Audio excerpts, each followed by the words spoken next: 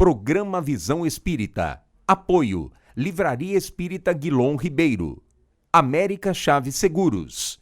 E Precision Hospitalar, distribuidora de medicamentos.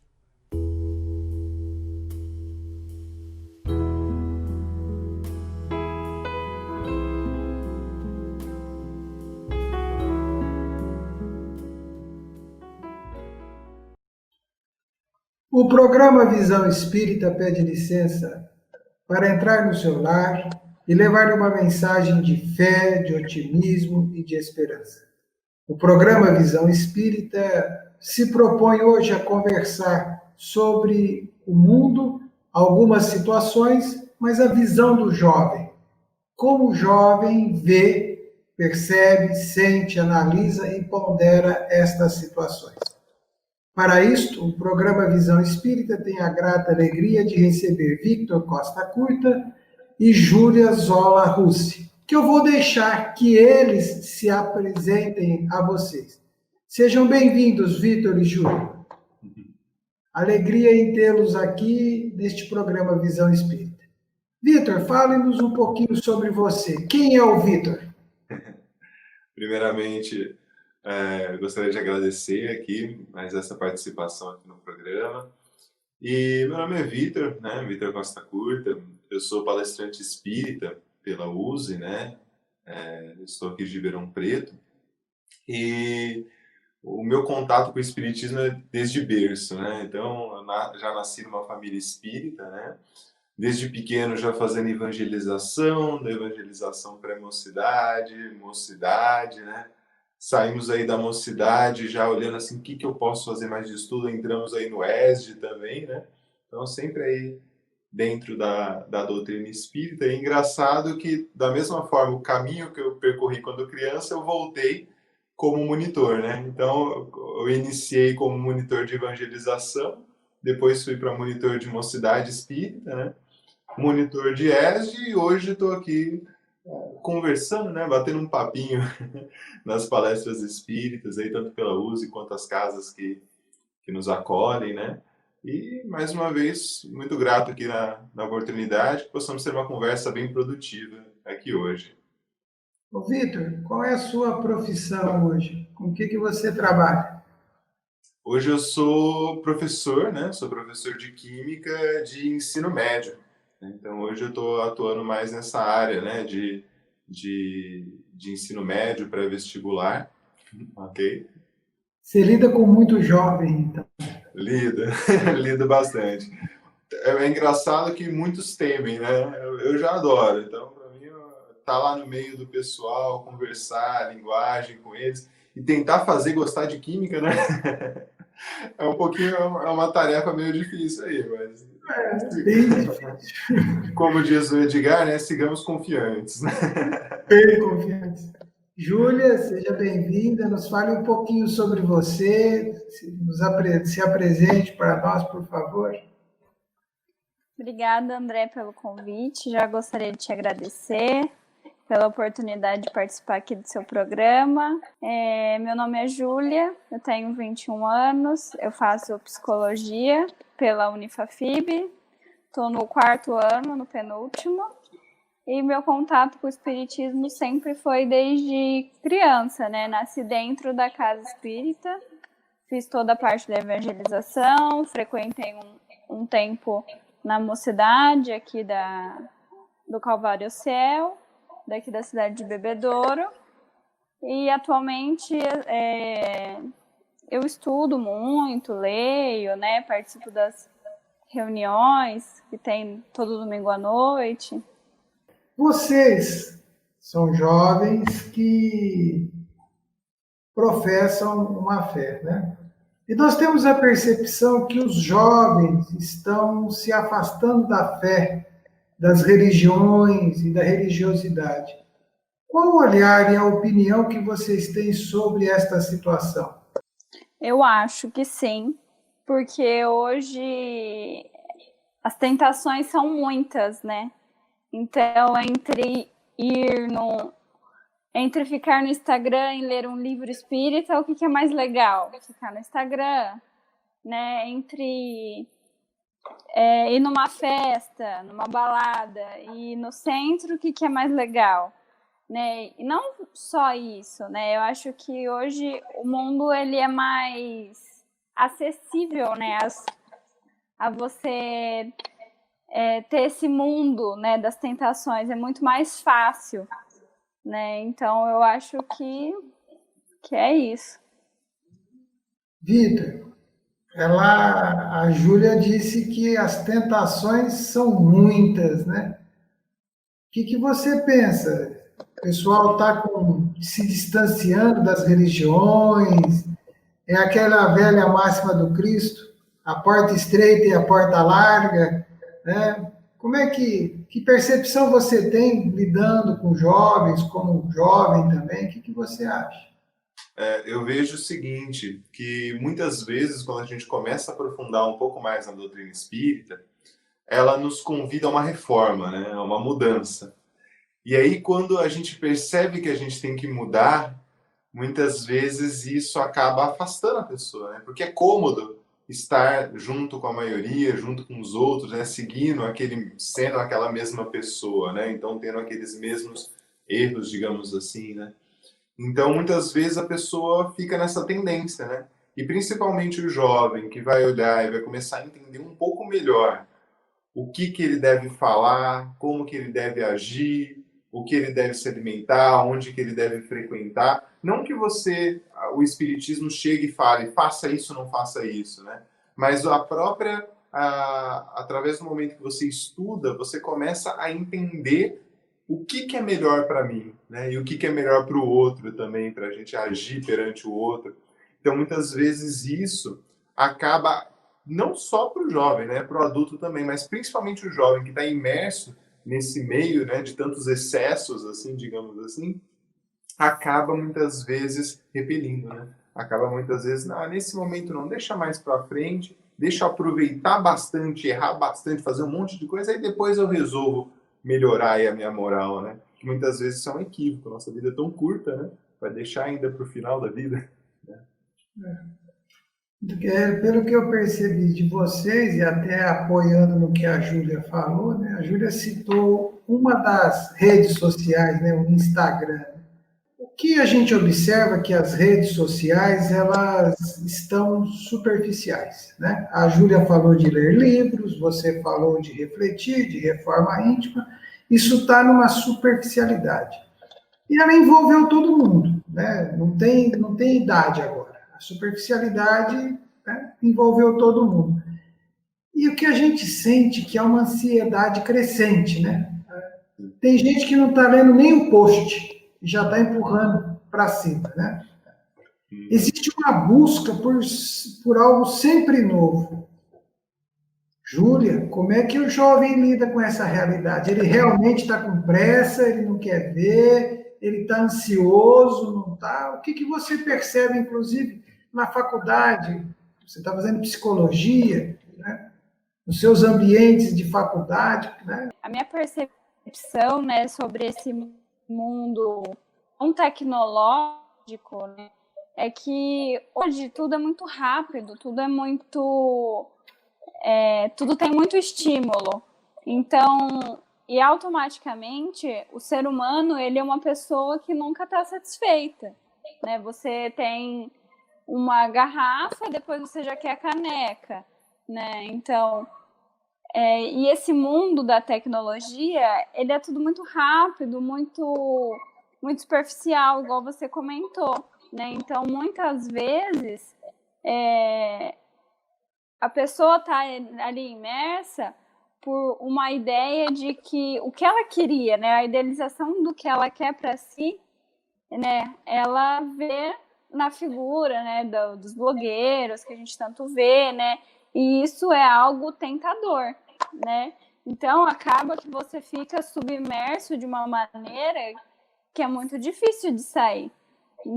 Juntando que o ser humano é insaciável, não lida muito bem com frustração e quer as coisas de maneira muito rápida, isso tudo vai gerando uma ansiedade muito grande e é isso mesmo que as redes sociais querem, tem um documentário que se chama O Dilema das Redes, que ele mostra tudo isso, né? Que as redes sociais, elas sabem tudo sobre nós. O que a gente gosta, o que a gente não gosta, nosso comportamento, nosso perfil. Então, assim, a rede social já sabe como a gente é, para eles é muito bom que a gente é esse ser humano insaciável, ansioso, porque a todo momento eles estão bombardeando lá informações, produtos, e a gente está caindo sem perceber. Vitor, existe um filósofo, né, que uma das coisas que ele fala é o tal do mundo líquido, né? Das coisas que se desfazem numa velocidade incrível. A Júlia falou que nós somos insaciáveis, né? Que a gente tem uma garrafa, que é uma caneca, depois 2 canecas, depois, se possível, 3 canecas, e assim. E o jovem está naquela fase de se descobrir e descobrir o mundo, né? Ela falou que as redes sociais nos conhecem muito bem. Como é que vai lidar com essa realidade, com essa constatação? E a grande questão é, até onde nós sabemos, ansiedade é patologia. Ansiedade é uma doença. Como é que lida com o jovem? Você está lá, os seus jovens que você dá aula, eles estão ansiosos pela prova de química, pela sua próxima aula? Ou não? Ou você está perdendo para o Instagram? Acho que eu estou perdendo para o Instagram, viu? Porque é engraçado que quando a gente fala de rede social, nessa ferramenta, o próprio documentário que a Ju falou sobre o dilema das redes, né, a gente tem que ter bastante cuidado, que tudo isso é uma ferramenta, né? Pode ser, como toda ferramenta, eu posso usar um martelo para ir lá e pregar um prego ou construir alguma coisa, como eu posso usar para quebrar, né? Então, as redes sociais são ferramentas. Agora, como que eu vou utilizá-las? Então, a gente vê, por exemplo, o Facebook, né? Quanto de lives que a gente tem aí, que a gente conseguiu propiciar nessa quarentena, fazer as palestras e tudo mais, é uma ferramenta boa. Então, eu não posso chegar e falar, mesmo o Instagram, muitas lives foram feitas, posso falar, nossa, o Instagram é horrível, né? Mas, concordo plenamente, é como se fosse aquele negócio que você vai rolando o feed de notícias, é um feed infinito, né? De você ficar querendo consumir. E eu gosto de dar um exemplo, uma vez, até num plantão mesmo, né? Aproveitando a deixa, estava num plantão com o pessoal, e aí a gente sempre orienta, né? Fala, gente, olha, guarde os celulares, né? A gente vai começar agora, para não atrapalhar e tudo mais, tem as regras da escola. E aí a menina falou, não vou guardar não, ali. Eu disse, mas por que você não vai guardar? Ah, não, eu sinto que eu tô perdendo. Pegou essa história. Eu sinto que eu tô perdendo alguma coisa. Eu falei, perdendo alguma coisa? Deve estar acontecendo alguma coisa, eu preciso ver. E foi assim um tapa, né, pra mim. Eu falei assim, gente, eu tinha já ouvido falar do FOMO, né? Acho que a Julia já deve ter, na psicologia, já deve ter estudado isso. Então, Fear of Missing Out, né? O medo de estar perdendo alguma coisa. E tem esse negócio que você fica ansioso, querendo ver o que vai acontecer, qual que será a próxima coisa, né? E isso, a gente sempre brinca, né? A gente tem que viver o presente. Se você vive o passado, você fica ressentindo. Se você vive o futuro, você fica ansioso, né? Você fica, o que será que está acontecendo? Sabe que o futuro depende do que você está fazendo agora. Então você nem sabe o que está acontecendo e nem vive aquilo que está no presente, né? Então essa ansiedade cada vez mais vai aumentando a pessoa, principalmente quando que nem a gente vê esse momento de isolamento, né? Você fica ainda mais consumindo as mídias sociais, sem dúvida, ela consegue te trazer informação, ela te consegue trazer um monte de coisa. Agora, até completando a pergunta anterior, é interessante a gente perceber o seguinte, que muitas vezes aquilo que a gente vê na rede não é a realidade, é um simulacro, né? Uma vez uma colega, também eu gosto de exemplificar que fica mais fácil da gente entender. Uma vez uma colega voltou das férias lá no trabalho, eu vi que ela estava se coçando inteira, né? Cheio de picada de pernilongo. Aí eu conversei com ela, mas eu vi uma foto sua, você na cachoeira com seus filhos, né? Ela falou, mas lógico. Você acha que eu vou tirar foto das picadas de pernilongo e postar? Você acha que eu vou tirar foto das louças que eu tive que lavar? Não, eu vou tirar foto e postar a cachoeira que eu estava vivendo, né? Isso aí foi uma coisa que eu sabia que existia, mas eu nunca ouvi alguém falando, né, tão abertamente. E realmente, a gente vai ver, entra no Instagram das pessoas, é tudo alegria, não tem problema, não tem boleto, não tem nada, né? Aí quando a gente olha aquilo, fala, nossa, você olha para a sua vida, a realidade, e vê aquela imagem só que você acha que você sabe o que está acontecendo do outro, você começa a ficar ansioso, eu preciso fazer alguma coisa, eu preciso ser diferente. E às vezes quando não consegue, se frustra, acaba até entrando em quadros depressivos, né? Que é um grande mal, né, dessa nossa sociedade. Você tocou no ponto que é a nossa próxima observação. A próxima etapa da depressão, da ansiedade é a depressão. A depressão é a constatação, né? Então, a ansiedade, a pessoa trabalha, se preocupa pelo futuro. A depressão, ela vive no passado, né? Então, estas situações causam dramas, traumas muito significativos. E as pesquisas, os dados apresentados, as informações, os comentários feitos pelos profissionais da área da saúde, eles sinalizam que está crescente o número de depressão, os casos de depressão envolvendo jovens, né? Vocês têm uma fé, né? Vocês acreditam nas suas crenças, vocês são cristãos, têm a sua religiosidade, têm a sua religião, né? Como vocês observam essa questão da depressão, inclusive no meio dos jovens com religião e no meio dos jovens que estão distantes da religião, né? Como é que vocês observam isso? Existem várias causas, né? Existem vários momentos que a pessoa, né, estilos de vida que a pessoa pode estar tendo, hábitos, que acabam por culminar nesse ponto, que nem você mesmo falou perfeitamente. Culmina, né, termina aí nesse momento da depressão, né?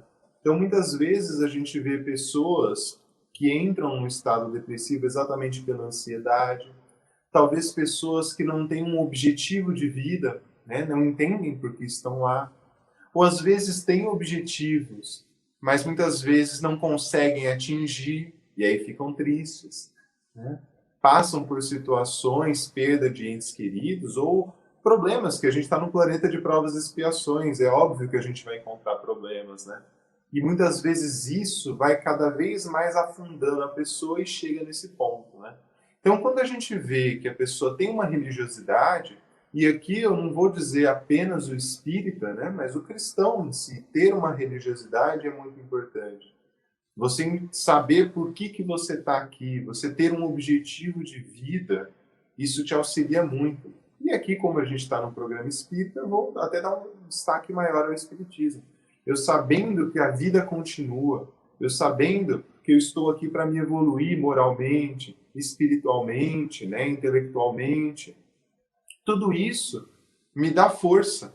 Talvez eu possa olhar e ficar triste, depressivo, com as injustiças que eu vejo no meu planeta, mas eu sabendo que eu estou num planeta de provas e expiações, eu sabendo que a justiça do homem é falha, mas a divina não é, isso me traz um consolo, isso me traz uma força, que aliado com a fé, eu consigo quebrar essa barreira, né, essa tristeza que muitas vezes acaba acontecendo, porque a melancolia é algo comum de acontecer, né? O espírito aspira para uma felicidade, né? Agora, isso é comum, agora não pode deixar isso cada vez mais ficar mais forte, mais forte, mais forte, até chegar nesse quadro. Então, sem dúvida nenhuma, a religião, né, a crença, na minha opinião, ao meu ver, auxilia muito. Então, o jovem que está desde cedo já imerso nessa crença, imerso numa espiritualidade, tem aí sim uma ferramenta muito grande para auxiliar a vencer essa tristeza e a depressão que pode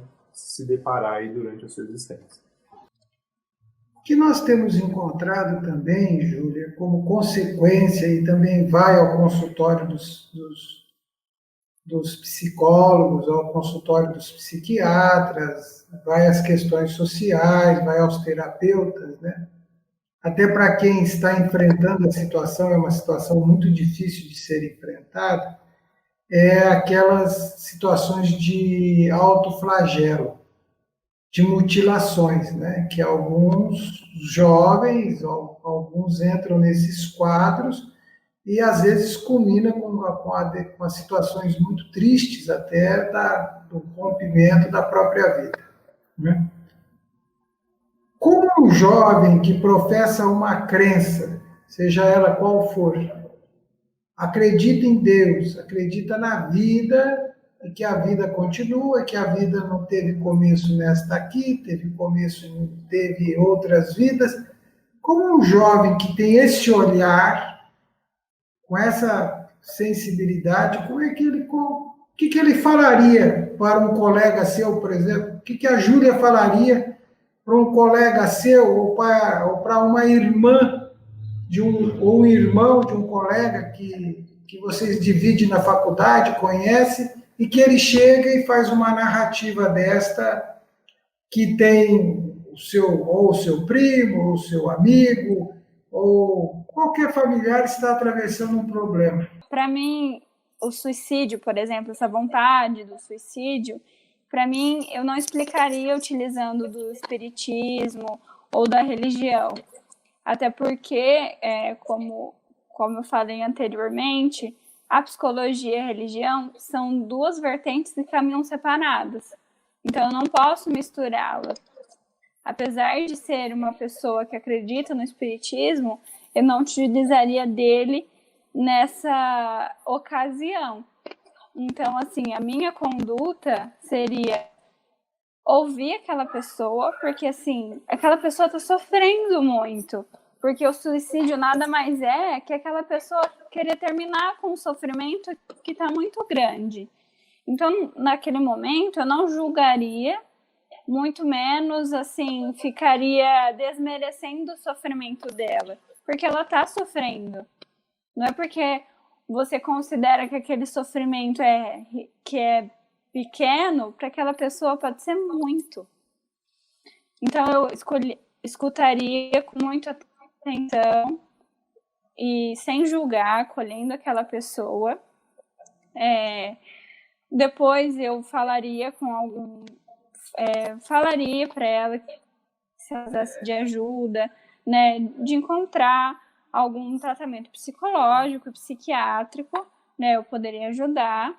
Eu entraria em contato com alguém da família dela, porque isso é realmente sério, não é porque ela está ameaçando que ela pode não fazer, né? Informaria a família, falaria o que é possível fazer e estaria à disposição para o que ela precisasse. Então, essa seria a minha conduta.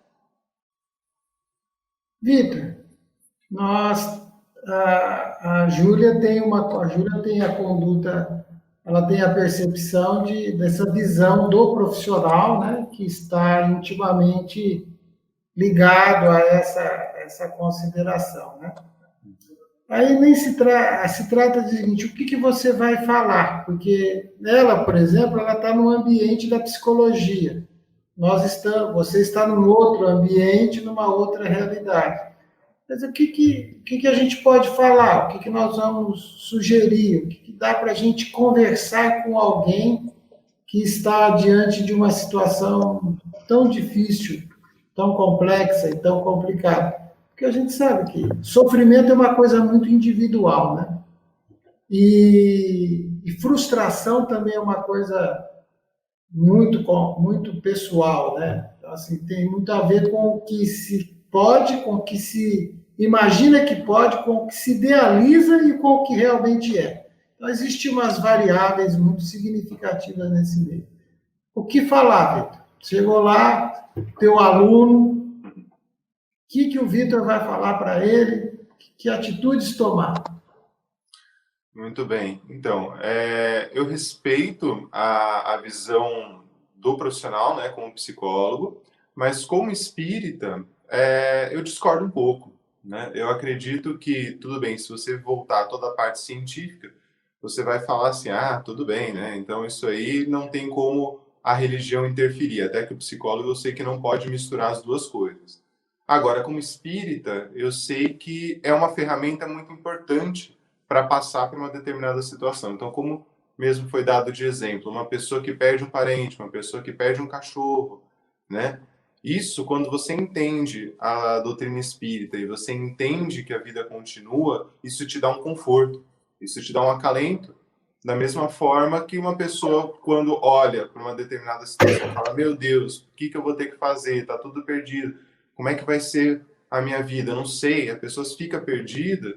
Isso aí agrava cada vez mais. Agora, a partir do momento que você estuda, você entende, então todas aquelas revoltas suas, a partir do momento que você entende as leis divinas, elas somem. Todas as vezes, óbvio, a tristeza é muito importante. Você não vai poder ficar fingindo que está tudo bem o tempo todo, ainda mais no nosso planeta de provas e expiações. Mas sentir triste, sentir raiva em um momento rápido é normal. Agora, pelo nosso nível evolutivo. Agora, manter aquele sentimento, isso só vai me fazer mal, né? Então, eu posso aprender a passar por aquela situação da melhor forma possível.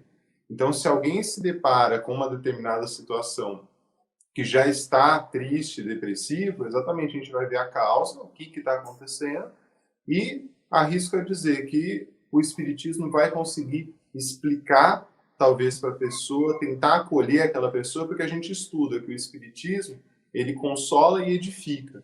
E a pessoa, quando está nessa situação depressiva, muitas vezes ela está precisando exatamente de um entendimento e de um consolo. Não quer dizer que vai tirar a dor dela, não quer dizer que vai do nada ficar feliz, mas vai conseguir dar um apoio, talvez, para passar por aquela determinada situação, né? Então isso é muito importante. A gente respeita, obviamente, a visão do psicólogo, né?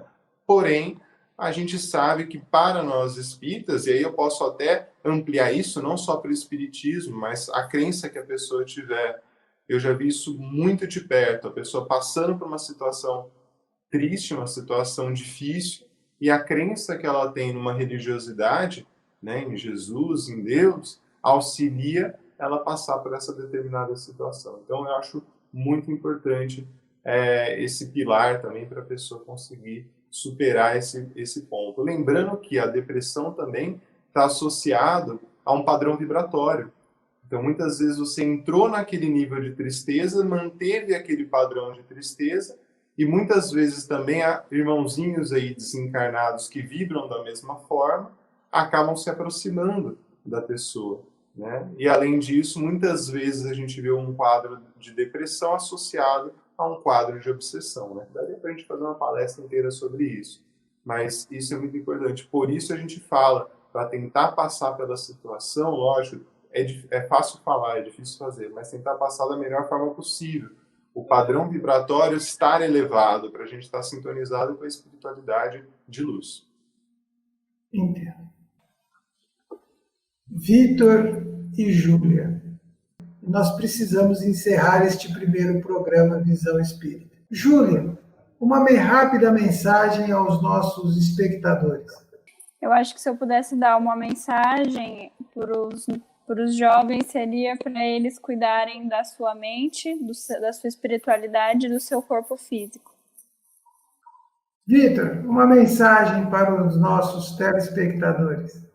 O que eu deixo como mensagem é o convite, na verdade, para o estudo, né? O estudo do Espiritismo e, sem dúvida, com esse estudo, com esse entendimento, a prática, né? Aproveitar o nosso vigor aí como jovem, exatamente para praticar, aplicar aquilo que a gente vem estudando. Eu agradeço a Júlia, agradeço ao Vitor e encerramos assim o nosso primeiro programa Visão Espírita com a visão do mundo do jovem. Aliás, se você é jovem ou foi jovem ou ainda mantém a jovialidade, saiba, todos os caminhos são bons, desde que você chegue a Deus. Pense nisso.